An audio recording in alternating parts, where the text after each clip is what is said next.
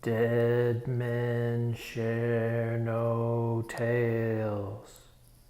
Dead men share no tales. Dead men share no tales. Dead men share no tales. Dead men share no tales.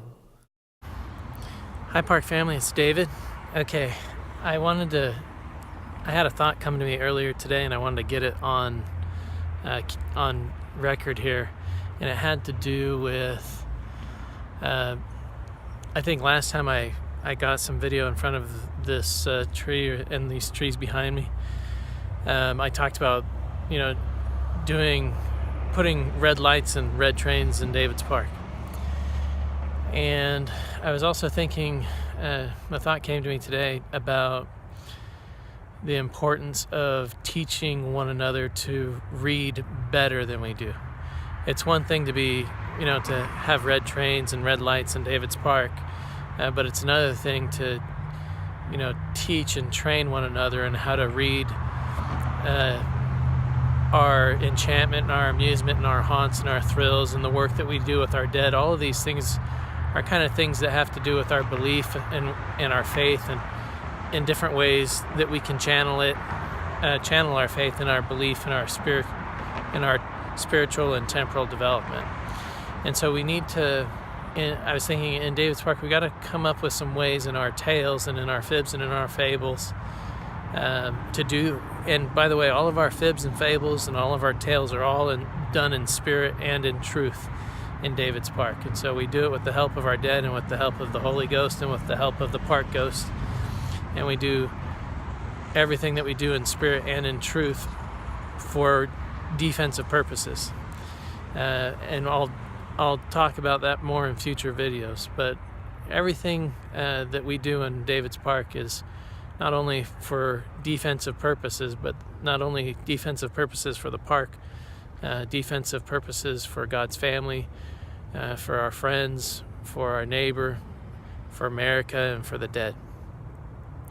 And so teaching and training one another on how much all of our amusement and entertainment and enchantment and our haunts and our thrills in David's Park are things that we read into. And so we can do better when we go about creating our park tales and so on and so forth in our park, to foster better reading that encourages better, more appropriate, more responsible spiritual and temporal development. And I want our audience, our park family and friends out there that may be watching our videos or checking me out on Twitter or on YouTube or on social media. I want to encourage you also to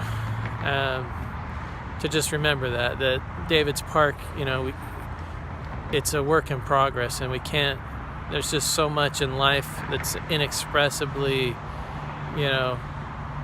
deep, that we can't necessarily solve or fix, that God just, has made life the way that it is. But where we can do things to make life better, that's where we work towards things in our park. And so we can teach and train one another to be more responsible with our reading and the way that we teach and train one another to read things.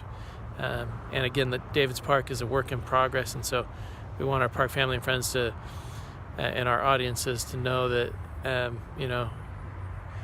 we don't have a perfect park here with us. We have to build it, and we have to work on it, and it takes a lifetime to perfect, and it takes almost all of our mental and spiritual and physical capacity and all of our gifts, skills, and talents, and the very best of our mental and spiritual exertions.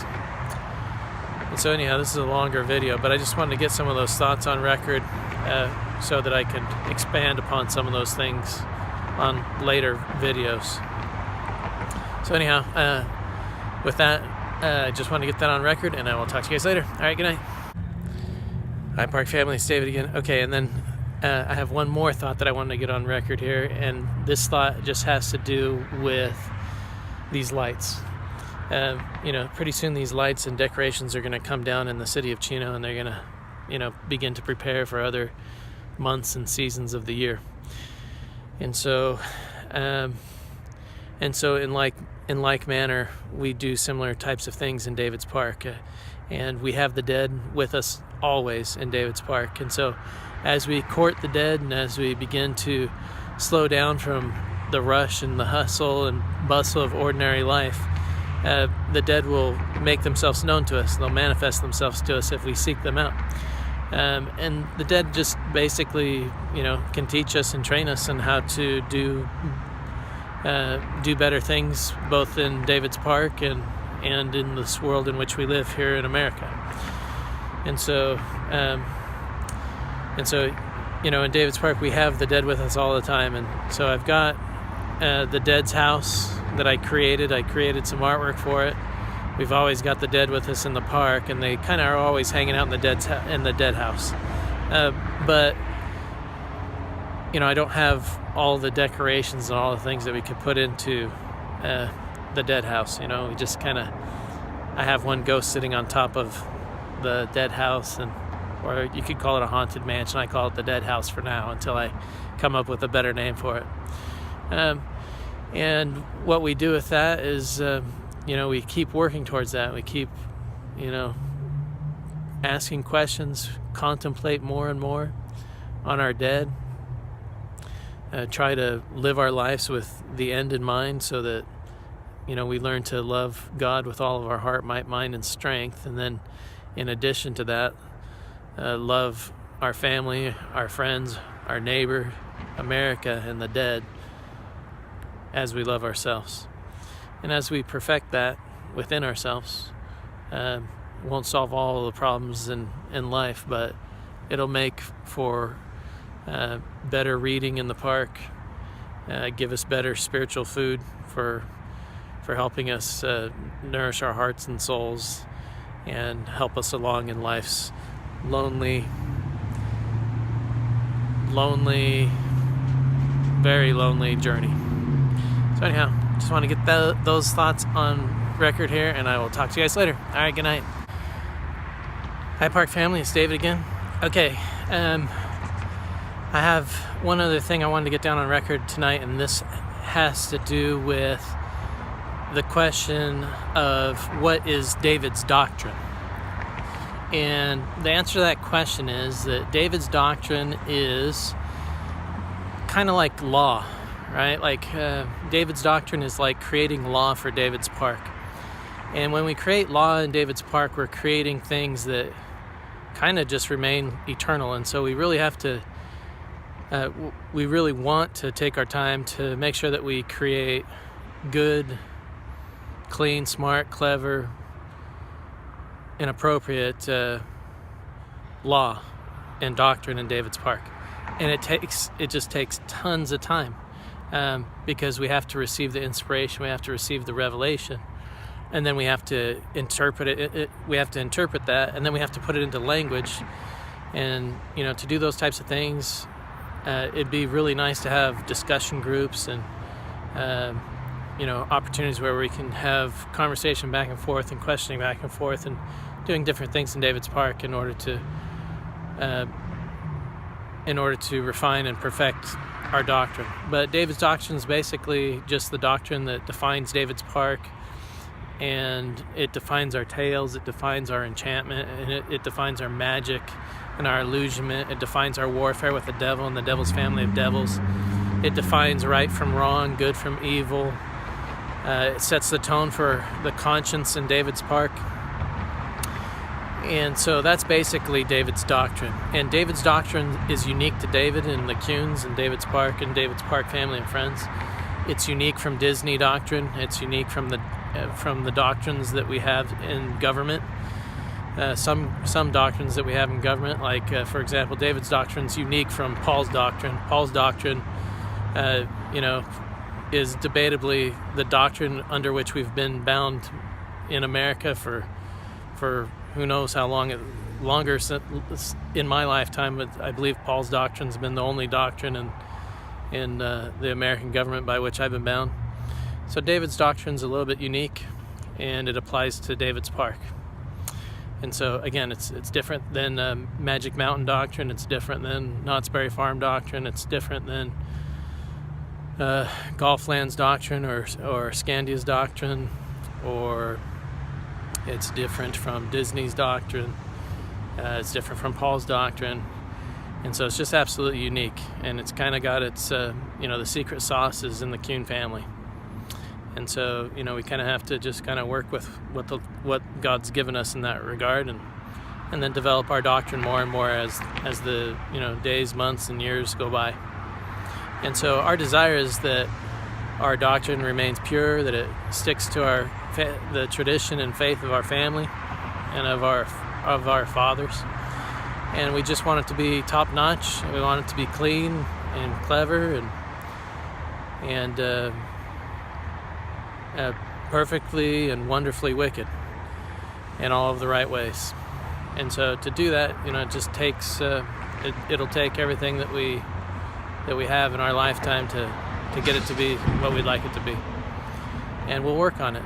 It won't remove hell on earth, but it will give us the opportunity to, if we work really hard, to make our own little bit of heaven out of what we have and what we've always had, which is hell on earth. And so the hell on earth that we have had and that we always will have isn't necessarily going to change unless you look at the man in the mirror yourself and make the changes in your own life to make yourself a better person. But in David's Park, we'll work on it to make it the best that we can make it. And so anyhow, just wanted to get those thoughts on record here tonight, and I will talk to you guys later. All right, good night. Hi, Park family, it's David. I don't know if you can see that. This is a palm reading studio. That's an example of the devil's doctrine.